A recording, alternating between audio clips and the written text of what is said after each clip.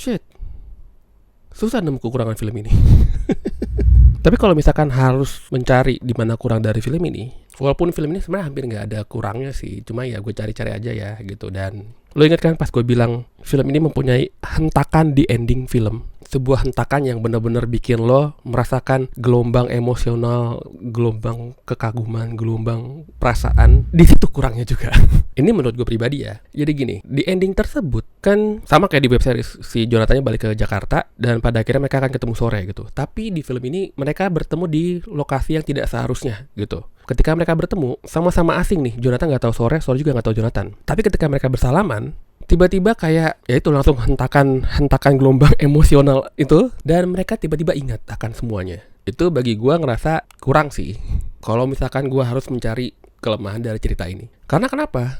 Gue sih berharap sebenarnya mereka tetap seperti yang diatur oleh jadwal aja, bahwa seharusnya sore akan bertemu Jonathan di nikahan kakaknya gitu kan. Gue sih berharapnya tersebut. Tapi kalaupun memang harus ada adegan tersebut, di mana adegan hentakan ending itu, gue sih berharap bahwa yang benar-benar inget itu cuma Jonathan. Sore tetap nggak tahu apa-apa gitu. Kayak ketika mereka bersalaman, Jonathan langsung mendapatkan serangan gelombang, montase, kolase, kompilasi apa yang telah dia alami oleh Sore sebelumnya waktu dia masih di Kroasia. Kayak semua itu tiba-tiba menyeruak masuk, menyelimuti dia, kayak arus kenangan, arus memori hidup dia dengan Jonathan. Langsung dia tiba-tiba inget bahwa selama ini dia udah ketemu Sore, dan dia paham, dia mengulang-ulangi hal yang sama. Dia paham bahwa Sore itu ngulang-ulang waktu, dan dia terus berusaha untuk, si Sore ini berusaha untuk merubah hidup Jonathan gitu. Kayak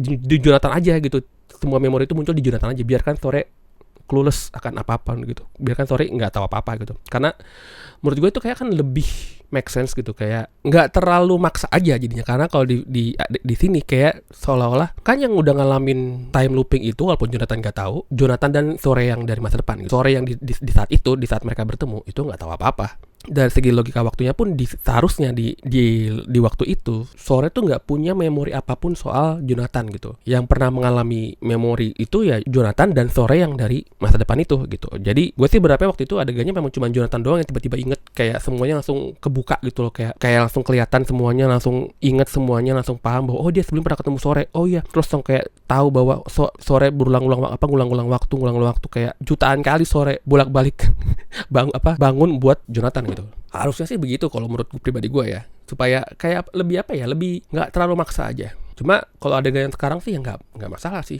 gitu.